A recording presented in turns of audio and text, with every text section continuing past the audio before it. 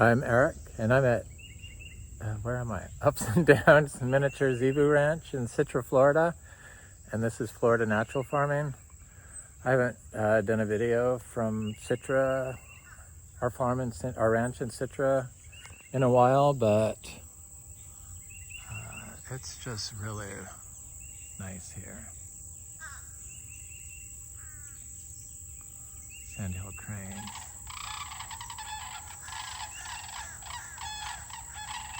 The miniature zebus are doing great. There's our little bull hanging out with Carnation. She's the gray cow. He's what, 8 months old? Hawk is his name. We call him Hank. IMZA registered. And that little red heifer is Carnation, the gray cow's daughter. She's 8 months old, 7 months. Oh no, Hawk is older than, he's like 10 months old. So about 7 more months and he'll be breeding age, I guess. So there's our little heifer, Peanut. That's Pepsi's daughter. She's like perfect body heifer, and she's tiny.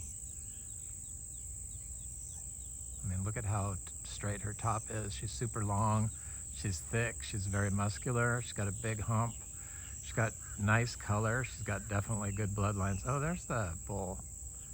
That must have been,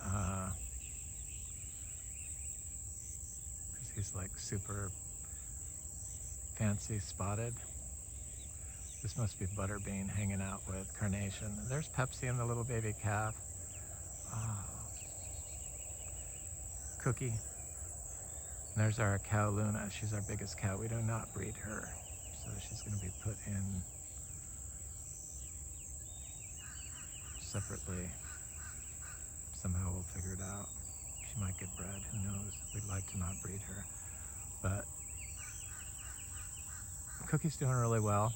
Pepsi's a great mother. She's the queen of the farm, so she rules the roost, and everyone respects her. She's got the most calves. It's our 19-year-old cat, Norman. Yeah, hi Norman.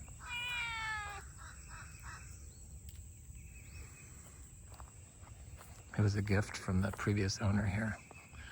So I've been trying to clean up the stuff around here, the plastic and stuff, and put it in the shed. It's a monumental task. We got the barn, all the rubber mats, except for a few, removed, and I've been trying to clean that. They were like nasty underneath the rubber mats, baked in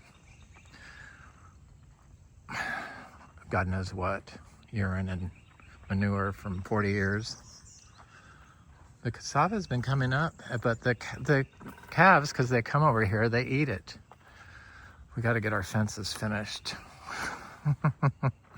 They like the leaves of the cassava, which is why I planted it, but here's some here that they didn't get. Should be big and full, but it's not. Planted 250 of these, and now I'm going around and I'm planting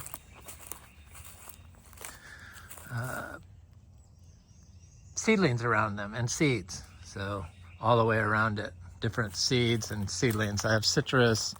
I just planted, I think 32 yummy loquat seedlings, and I've got about 100 citrus to plant, which I need to do, but I also got rose apples and other things. And we grow 100% biological, and I don't go over all the details of why all this works. The weeds and not mowing it, and not disturbing it, and droppings from the trees and leaves and not having it all manicured. But having our Frog Valley Tropical Fruit Farm on the market has exposed me to basically the ignorance of and the conditioning of the public buying properties like that. And they like to have everything manicured and cleaned.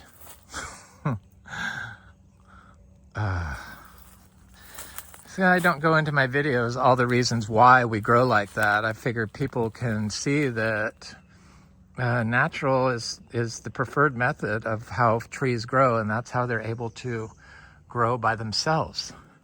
But for some reason, we want to get in there and we want to micromanage every square inch and clean up all the weeds and stuff, and then keep this all mowed lawn. You know, it's pretty because they want lawn. But down in Vero Beach, I've never seen a child play on a lawn. So to say that is just laughable to me.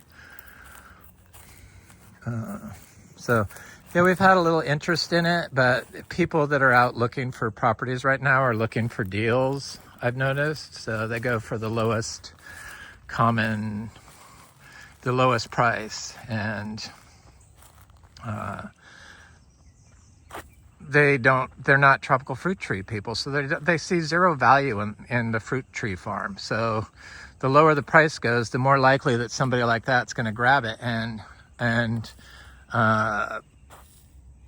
destroy it, because they see no value in the naturally farmed rare tropical fruit trees that are being grown there. When they walk through and look at it, they like it, but they want to put in a lawn. So it's looking more and more like we're just going to have to end up keeping it. So we worked it out, and it doesn't seem like it's going to be a problem. I might get a roommate to be there, a tropical fruit roommate that I know to live there after it's not on the market, if it doesn't sell. But we're not going to be dropping the price any further. So just because people that look at it don't see the value in the tropical fruit trees that are being grown sustainably and naturally, and feel the temperature differential and the lack of stress that the farm induces on the proprietor, then, it's like you can't work with that. I can't work with that. So we're not going to lower the price, and that's what it is. In fact, we shouldn't have dropped it so low, but people are wanting profits, or, wanting to buy low. And it's already been reduced enough. So, well, I like it. So it doesn't bother me. And my partner is becoming accustomed to the idea of having it, because we've been going down there so much. They're down there when I'm up here. So that's the only problem. So that's why a roommate in the future might be the option. So this is the bananas, and there's so much. So what they tell you to do in just regular conventional banana growers, even the regenerative ones, they're like, well, you have to mulch it and you have to put a lot of stuff in there, and then you have to water it, because bananas are very thirsty. Bananas are not thirsty. Bananas are super water hoarders. So what they're telling you is completely wrong. So these bananas were divided from Frog Valley Farm. I did 165 of them, I think. I did 100 of them where I cut the stalk off and then just dug up the rhizome. And then I did 65, which is these, where I cut as little as possible off. So this was the original leaf, and I just, cut the top of it. And when it got down to 26 degrees, none of these original leaves ever browned up. So I was really amazed, but no new leaves came out of it during all of winter. It just sat there, and sometimes during the heavy winds, it would blow over, and I could see that the banana rhizome was completely hardened off, exactly like a cacti. Cacti are super water accumulator hoarders also. Bananas and cacti function much alike because of that. They hold keystone species. They farm keystone species for life in the soil and in the plant, endophytes and all of them. So you want them, stuff like that, in your garden. And if you live in an arid area, planting lots of different cacti into your garden that hold lots of water would be good and beneficial. And you could tap into that biology that those cacti are growing to grow bananas, I'm sure. So they hardened off Cacti you can cut, and then they harden off, and you could leave them for a couple months. And these bananas, I have dug up, removed all the soil, and left them on the pathways without any water, just in the sun. And then reburied them a couple weeks later, and they did great. So all winter long, these bananas never sent out any roots, and they were hardened off. Their roots, their rhizome was hardened off like a cacti would harden off, even though they were buried in the ground. But I didn't put any mulch around it, and I definitely didn't water, because I don't water anything. You don't have to. You do not have to water plants here. Sorry, you don't. And none of these have ever been watered, and I think all of them, but maybe one I've noticed are coming up out of 165. So none of them died that I can see, because even the one that isn't coming up is still growing. But if I had watered them and put mulch around them, that cold and damp, just like a cacti, when it gets cold, and the banana doesn't like cold, it's going to rot, because it can't uptake, it can't grow. And it's like the damp and the cold will just rot the banana. So a lot of people say that you have to plant your bananas on low ground, but no. Bananas in Florida like the high ground, especially in places like Vero Beach. But it's totally different to grow naturally than any other way. So what I did do here is I applied like a Zebu manure turd to each banana. Here's one here. One of these. That's a Zebu turd. And then within like a week or two, I did a banana root indigenous soil from around the parent bananas from Frog Valley Farm soil ferment with raw Zebu manure in it. Just a little tiny bit, one turd probably, in like a 2-gallon bucket.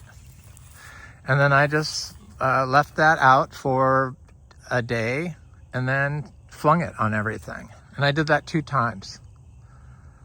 So just put some biology in it, and then we instantly stopped mowing this. They would mow this, they would rake up everything, they'd pick up everything and burn it. And spray Roundup around the trees, I'm sure. Because I know they sprayed Roundup, or something like it. They didn't know any better. She's a super nice person. I don't hold it against anybody. It's just people don't understand what they're doing when they use these pollutants, and they think they need to manage everything like a lawn. Nothing should be managed like a lawn unless you're putting up a tent or playing polo or something like that, rugby. But around here they mow like 30 acres like a lawn. Could you imagine having to mow 30-acre lawn every day, or like 3 days a week, 10 hours a day? No. So the grass is like grows very thin in here. It's mostly woodland flowers. A lot of them are herbs that are medicinal. So a lot of these little flowers.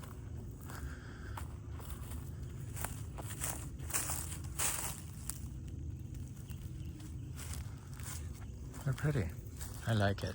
And little trees are finally coming up in here. But there's all kinds of other stuff that hasn't bloomed yet. Like this.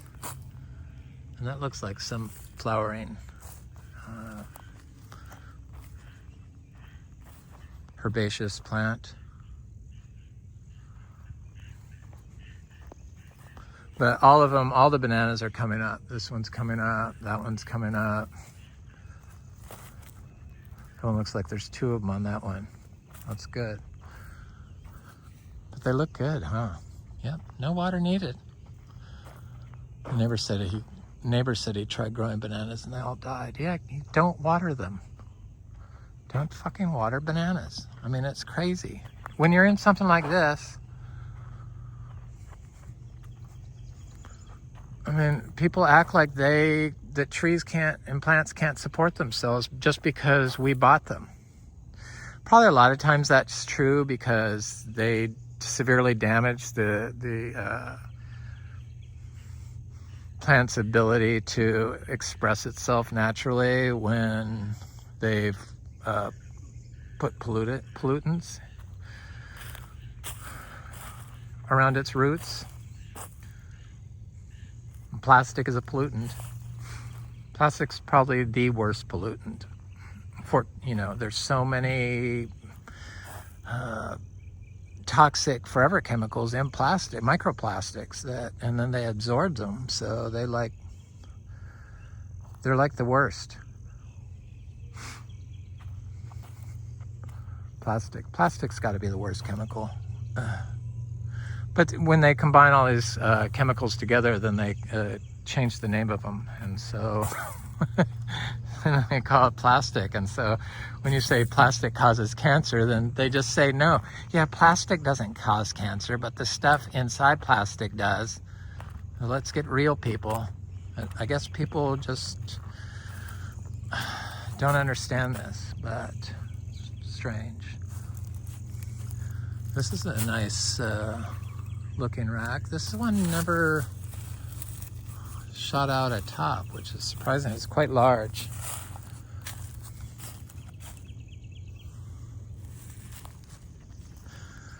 Okay, so I got some trees from a friend of mine. Here's the cassava the cows haven't gotten, the little heifers. I thought it was the deer doing it, but it's my little calves eating the leaves a lot of the times. Medicinal herbs. This needs to be cleaned up and cleared up. Just the ignorance is just beyond me. The people just destroying all that makes Florida, which is the biology, the diverse biology. And they just want to turn it into a monocrop, compacted, toxic space. I read where if you live near a golf course, you have 126% likely chance of getting Parkinson's disease. Of course, I don't have the study offhand, but I was like, whoa. I believe it. All those chemicals you expose yourself to. And if you're exposing yourself to a bunch of plastics, which attract those chemical pollutants that cause cancer, it's just like, it's just a matter of time before your health outcome diminishes. So here's a little cassava. I noticed that all the heliconias are coming up. This is gonna look so cool when there's bananas and I get more ginger and do the ginger along here and do the ginger along there, and more fruit trees in here, because I've pretty much been putting the fruit trees over there because that's where I started and there's a lot of space. But I put some fruit trees over here, some pindo palm seeds that my friend Carlos gave me. And there's a heliconia. I thought these died, but they didn't. Plants from Frog Valley Farm do really well. This is one I planted later, but I don't see anything coming up, but it's still green, so I imagine it's gonna send off some pups.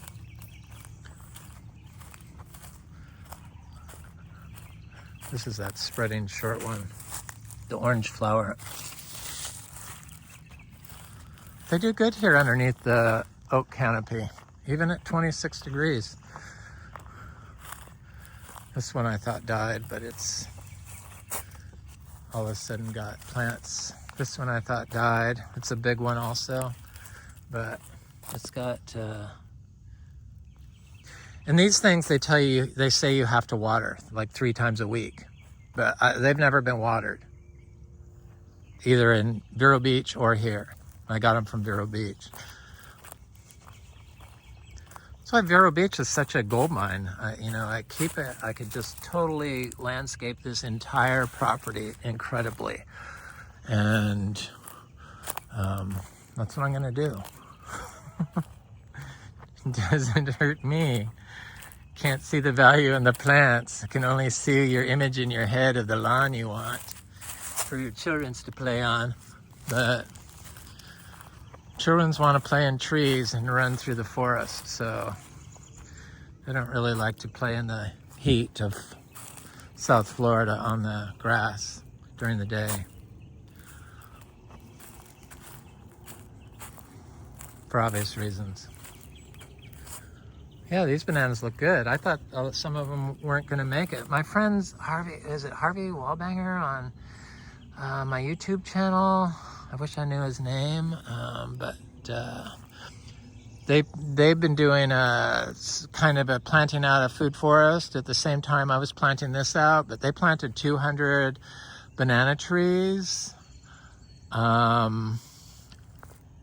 It would have been, they were going into summer and we were going into winter. So they planted 200 of them and I planted 165, I believe. He said only 2 of his died, which, yeah, that's what I noticed. You don't get death from the bananas. And in Florida, it's a little drier there. It's more like California, so they probably dry out in the summer. I don't know exactly where they're at, but in Florida, we get, there's just no such thing as a real drought that I've noticed so far.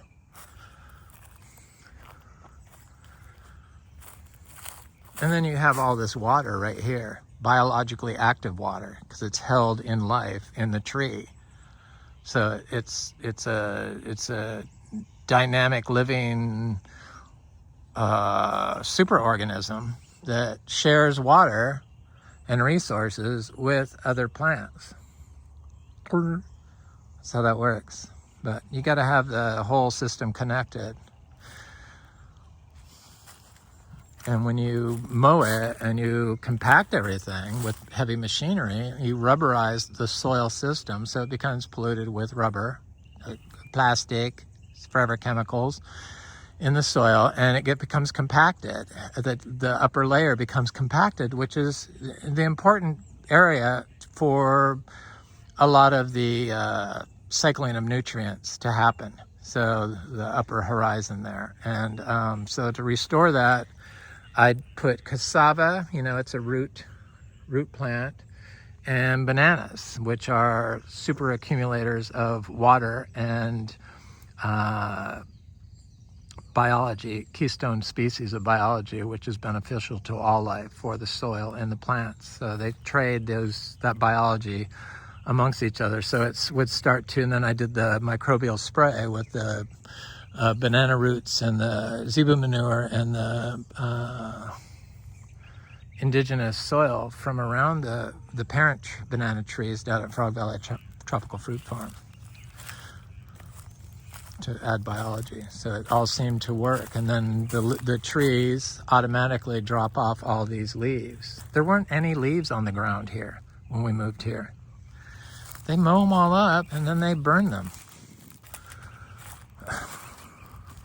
People do. They were watering out here. Does this look like it needs to be watered, anybody? I mean, come on, anybody in California? It's just people just, it's bizarre to me. Here's the cassava the cows got.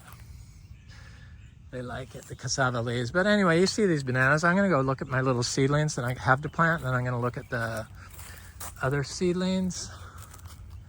But I have some interesting stuff that I have yet to plant. So this banana is just now coming up. It's coming along, but the ginger is definitely, here's the chaya spinach. So I did chaya spinach all along here and all along ginger to up there to up here on this side of the driveway, and then bananas and cassava. And then I planted some seeds of Garcinias all along here. But the ginger, this is the galangal ginger, it's coming up. Here's a banana that's coming up. And here's this is where I chopped the tops of the bananas off. They're just not as far along as the ones I didn't chop the tops off. And I planted these first. So I planted them when it was still warm out, before there was any freeze. This side looks a little bit better for some reason. Probably, I don't know why. Maybe it got more spray. There's a little bit more diversity going on over here.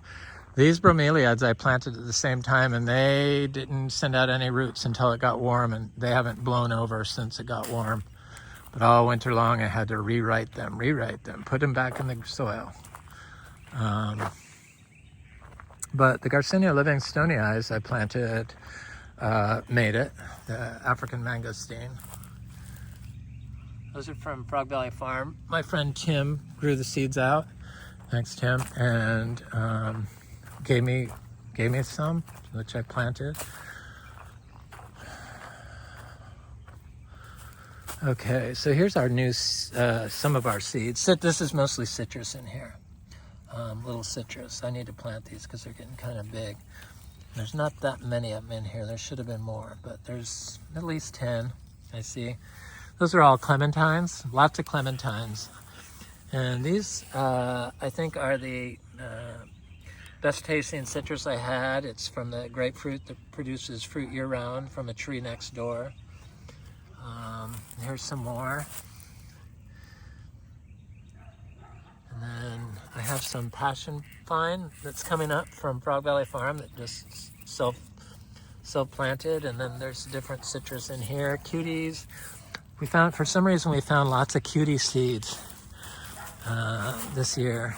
And you know, those are the clementines that are supposed to be seedless, but a lot of them had seeds in them this year. Not a lot, but like we planted at least 20. So these are the rose apple seeds. They're huge already. From Frog Valley Farm, that really good rose apple. This is a Garcinia, obviously, that I put in here. I thought I planted Madruno, but I think I planted other stuff in here. But I also planted some of those grapefruits from next door, from Mark next door. So I'm gonna plant those, but they're not ready yet. But I've seen lots of different things coming up. I've seen Rollinia coming up. I've seen mulberries coming up. Here's some cherry of the Rio Grandes from Frog Valley Farm. That's what I mean. I could plant several farms with the seeds and material just from Frog Valley Farm. It's just like, it's a gold mine of plant material. For anybody to not see that, it's just high or stupid. That's how I feel.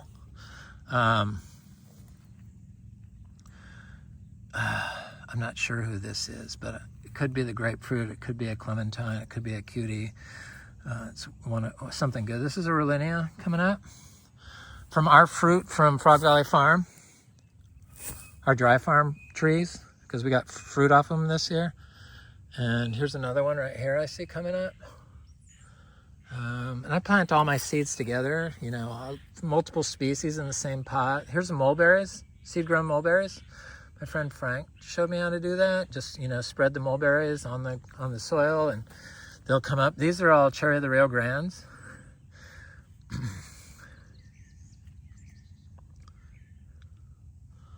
Little tiny things. Here's another mulberry. Here's another mulberry. Glad some of these mulberries come out. Here's more cherry of the Rio Grande. I think this is a weed. Could be, might be a mulberry, but I don't know. Might be. It's different, definitely. It's got a different type of leaf. But I planted several different types. I planted his seeds from his white mulberry, which I thought was right here, but so I put it right in the center. And anyway, you get it. Here's a, what is this? It looks like a passion fruit. It's amazing how that passion vine just seeds everywhere. Here's a my sweet potatoes. That's the garnet one. And I have one from Frog Valley Farm over there. So it's coming up. I got the variegated cassava from Frog Valley Farm coming up in a few places. So all this stuff can get propagated and spread around here now. So like the bromeliads especially send off pups. So now I'm going to go look at some citrus trees. I'm using a nasty plastic bucket. Shame on me. Can't get away from plastic, but as long as you're aware and try to make an effort, I think that's admirable. So here's these yummy loquats. My friend Scott was here. His mother has a place north of Gainesville, and he's putting a food forest in there on some acreage.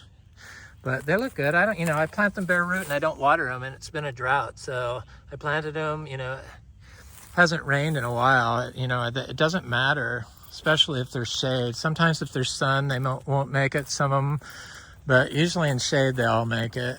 I mean, this gets sun here eventually, but that looks fine. They look healthy. They don't look like they're suffering from water. If there's, like I said, if this is going on in your yard, if you have trees that aren't being watered, that's biological water in your system and biology. So biology mixed with water in the form of water. Water in the form of biology, rather, because all the water is stored in the 90% of biology that makes up, other microbiology that makes up all life.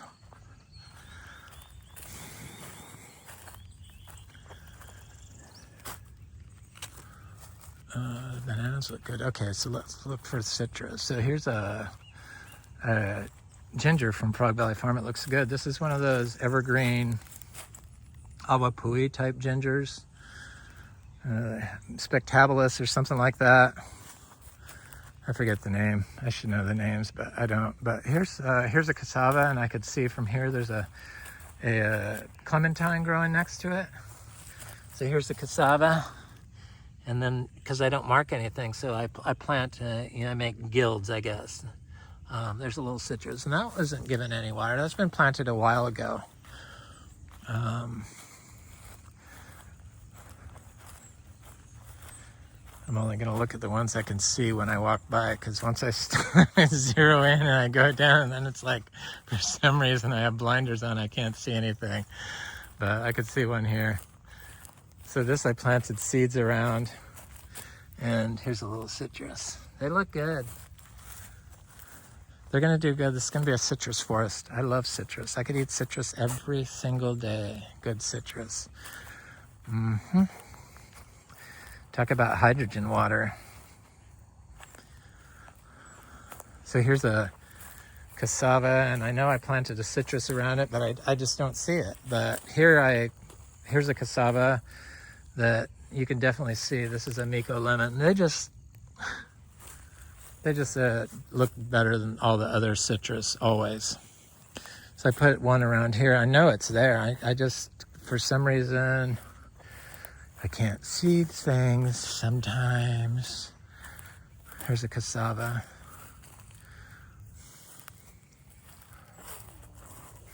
There's the cassava.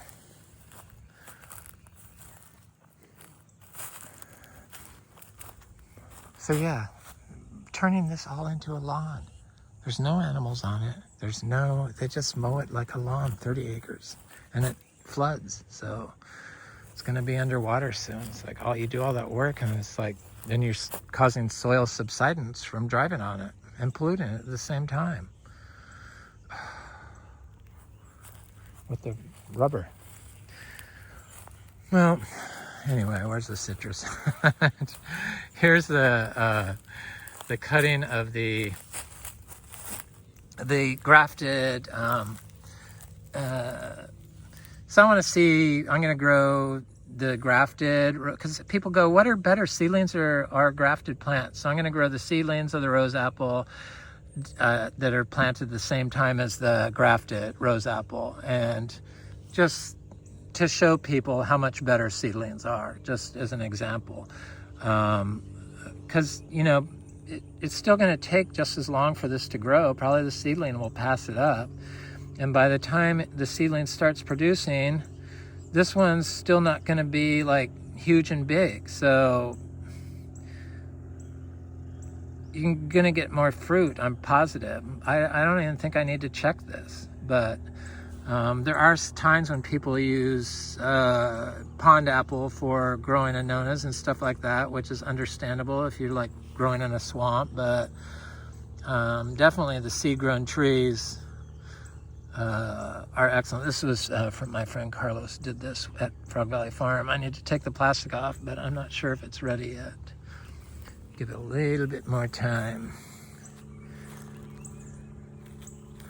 Okay, so let me look for the fruit trees. So I planted all along here. I planted here's a cassava, has a leaf on it still, which is surprising. And there's the yummy loquat.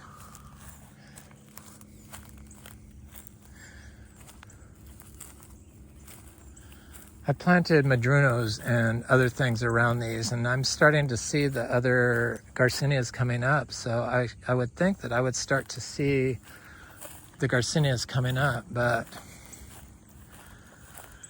I don't. There's my little cat. Hi, Snickers. Oh, he's a good boy. Snickers the cat. Leopard lips.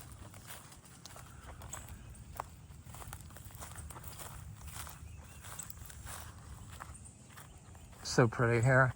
So nice not to hear car noise and just hear the birds. Okay, so I need to do the bananas over here. I need to dig some up from Frog Valley Farm and put them all through here because I want to do them all in bananas just like down there. So here's a stake, and I swear I put a citrus, yeah, here it is. See, if I look, I can usually spot them. That's a little clementine. That's how I planted the citrus at Frog Valley Farm. So I know from doing it down there that this works. So bare root. There's a loquat. We need to add some gingers down here.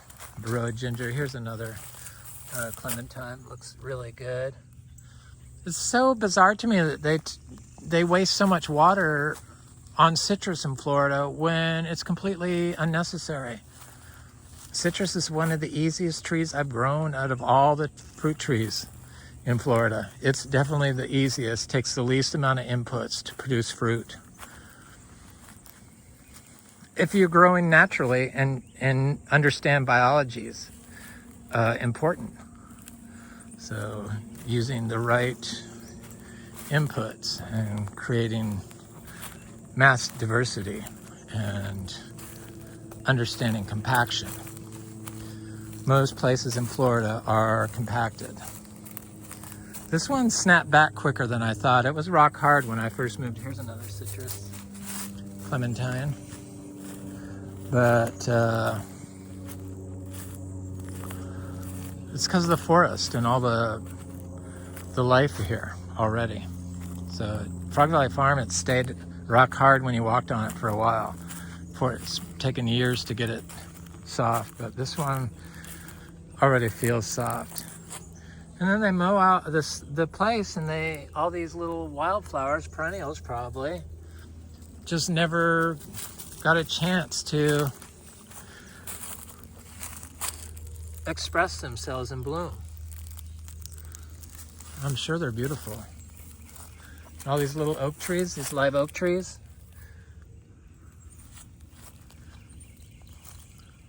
I don't know. I spent lots of time in forests as a child, so maybe I just know that a forest shouldn't look like a backyard.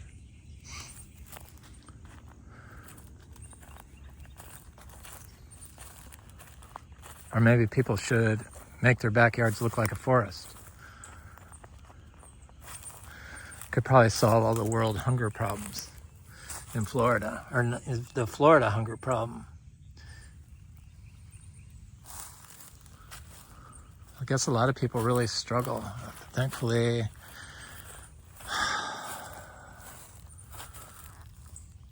it has not happened. Knock on wood. Yeah, look at all these citrus. They look really nice. So I looked at this one earlier and I couldn't see it, and then I just now saw it. My dogs.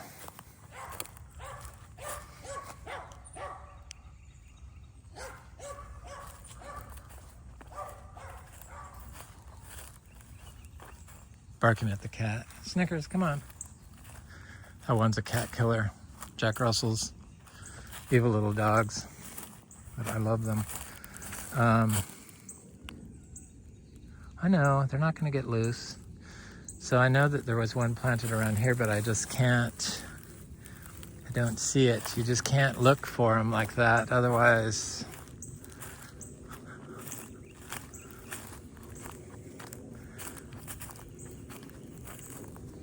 planted one around here, and if I don't see it, I'll go back and replant another citrus around it, because sometimes they get eaten. Sometimes you just don't see them, and then in like 10 months you see 2 citrus that are pretty big growing right next to each other. That's because of that, in my case. And that's kind of how I fell into planting a lot of stuff in the same hole, because I noticed that it seemed like the plants that had lots of plants planted around them did a lot better. Trees that had other trees planted in close proximity did excellent. Definitely if you plant bananas first and provide shade for the seedlings are going to do good, but we don't really have to worry about that here. But I did need the bananas, not only for their beauty, but for their ability to build up the compacted soil system. But it feels pretty soft over here, and I never put any bananas over here. So here's a citrus. Looks like somebody ate the leaf off that one. They ate the cassava. They probably tasted that leaf. Oh no, that's not very good.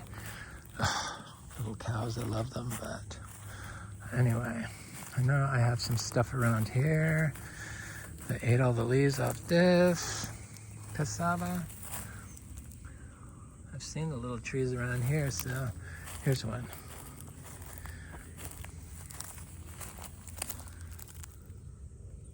Yep, cassava that got eaten. They didn't touch that citrus. That looks like a Nico lemon, but maybe it's a clementine. I planted Garcinia seeds around these up here because I brought about 70 Garcinia seeds from Vero Beach, Braziliensis, and Eric Sweet, and a Madruno, lots of Madruno. Not lots, but some Madruno. Hi, Furf. How's my little baby boy? Oh, he's a little baby. What's wrong? Oh, he's a good boy. Furf, he looks so good. We've had him on organic food, and he just really responded well. His coat turned really red, and he's just such an amazing little creature. Right, Furf? He likes his butt scratched. So beautiful. It's Furf the deer. Anyway, that's it. It's video du jour. I'm Eric. This is Furf. I'm at Ups and Downs Zebu Ranch in Citra, Florida. This is Florida Natural Farming. Thanks for watching. Please like, share, and subscribe, and leave a comment. I always enjoy hearing from you. Thanks again. Furf.